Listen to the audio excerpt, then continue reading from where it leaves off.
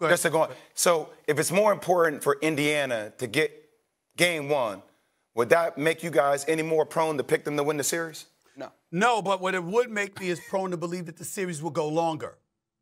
And that they really? You got it in 5 or 6. Really? It's in 5 or 6. Yeah. What you well, got No. My point is I have right now, to respect Indiana, I have them in 6 while most people have them in 5. That I've listened to, most people have had them in 5. I have them in 6. I think you win game one, you can push it to potentially a 7th game. This is what I don't sleep on about Indiana. And we talked about their offensive prowess, but we also talked about the defensive tenacity of Oklahoma City Thunder and the depth that they throw at you and how they'll make you turn over the ball. They're like a plus 23 off of turnovers in the postseason. I mean, they're just giving it to teams. But I would tell you this. I'm looking at the numbers in their first 2 games, in the 2 games they played against each other during the regular season.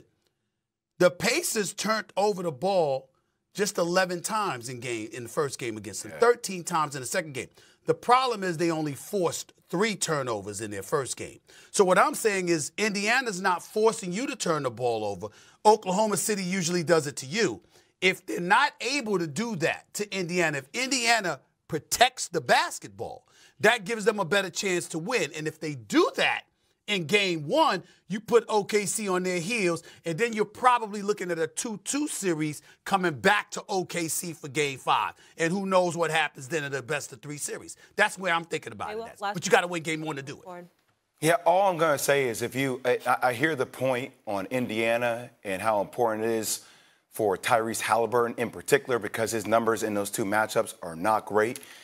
But if the Indiana Pacers win, there will be a whole lot of people that will start saying, well, maybe their style just doesn't correlate to the way OKC, like maybe it's just different. Maybe that's and all I'm saying for a young basketball team, for a young core, that could be somewhat shattering. Like we haven't really seen OKC get hit in the stomach. We really haven't seen OKC. Hell yeah, we did. Did you see him lose by 43 against Minnesota? Then it bounced right back real quick, though. I'm just saying, but that was the hit. How many games did they win that series in? That's 5. Okay. All right. That's what I'm saying. I'm just saying like it hasn't really gone that long. But that's what I'm saying, though. Like they won it 5 in 5, 4-1. To me, barring a one of those game-winning buzzer-beater situations, if OKC loses, it will be because of correctable things on their behalf.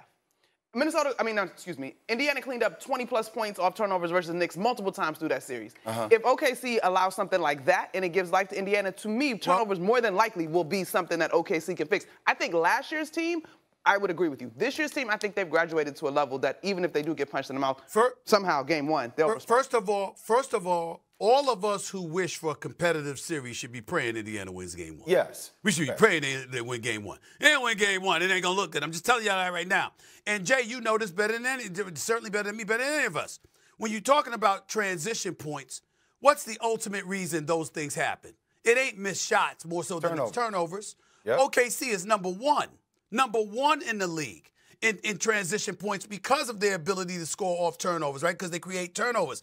Indiana can transition, obviously. They're pushing the ball off the floor after made shots. Yeah. But if you're not forcing turnovers, the opportunities are going to be that much more difficult against a defense like Oklahoma City. And God forbid they get back and they force you to play a half-court game most of the time. That's going to be real problematic for Indiana. All right, let's keep it rolling here, guys. Couple other angles to hit. So Armalik Andrews sat down with SGA ahead of game 1 and drew a very interesting response from the MVP. Take a listen to that. How do you think of the anatomy of a superstar, and where do you put yourself and Tyrese Halliburton in that?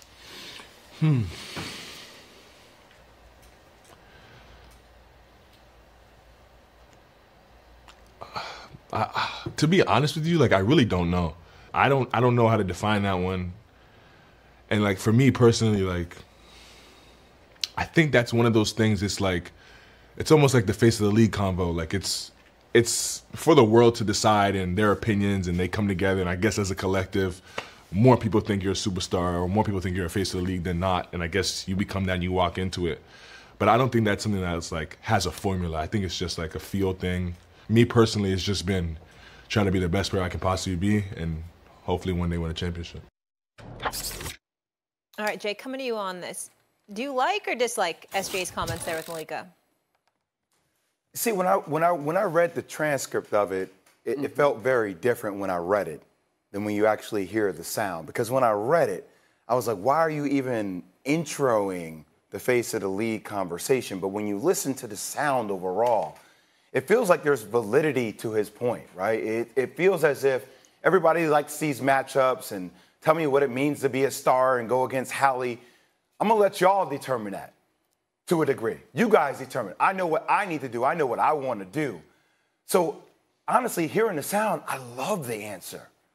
Like, there's this disposition that we always associate with superstars or people who are overly competitive.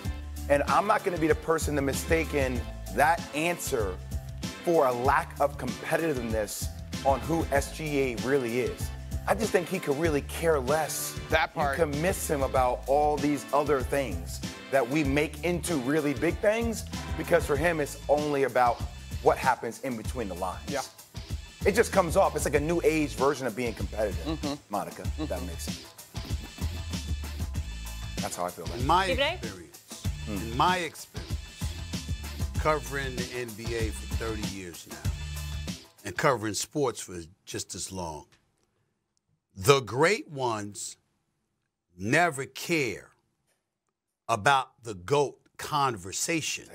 Oh. They always know it's for us. Come on. S.A.? What's up? Come on. Don't. Go ahead, finish your point. I'm going to wait. Go ahead. I'm going to They're finish. yelling today. I know. Mute He these got me guys. hyped up. Go ahead. I wasn't getting about you yelling at me. I was saying, what did I do? What did I do? I don't know what I said. But anyway, the point is that they look at it, the great ones, most of them, not all of them, there's a few, but most of them do not care. What they care about is their established greatness and what the perception is as to why you would have somebody greater than them. In other words, I understand the whole mentality of wanting to be the GOAT. And if somebody says, Michael Jordan is my GOAT, or LeBron James is my GOAT, or Kobe or Kareem is my GOAT, and they're breaking it down from a comparative standpoint, it gets interesting and compelling for the viewer. But the problem is that it's led to what people would term as hate. I get accused of hating on LeBron James all the time. Like I say, stop the presses. God bless. Strike me down. I have him as the second greatest player in the history of basketball. Kareem Abdul-Jabbar is a 19-time All-Star, a 6-time champion, a 6-time league MVP. This man was phenomenal. The only dude was one patented offensive move that was unstoppable, the skyhook, to this very day. And he won in high school, won collegiately. He's won on every level imaginable, okay? I don't have him ahead of LeBron James because of the versatility of what LeBron James brings to the table, being basically a point forward and doing the things that he's done with a basketball at 6'9", 250, 260, 240 pounds, whatever he wants to be in a particular season or month or whatever. But in the end, when you get into the conversation and you start talking about what you saw from Jordan, when you start talking about what you saw from Kobe in key pivotal moments, operating under pressure, et cetera, you have some people that have their choices. In the end, it is for the world to decide. But the world has an obligation to strip their emotions from the equation and say, yo, this level of competition, this level of resistance, the road traveled to prosperity. That's something we got to take into consideration as well. We ain't got time to get into all of that today, but y'all watched basketball in the 90s. Yeah. You saw it in the 80s. You see it compared today. You can get fouled for passing gas. I mean, these guys are ridiculous with some of the calls. That's right, I said it. It's the truth. Okay? You see some of the calls that got, stuff that would get you thrown out of a game and suspended in today's NBA.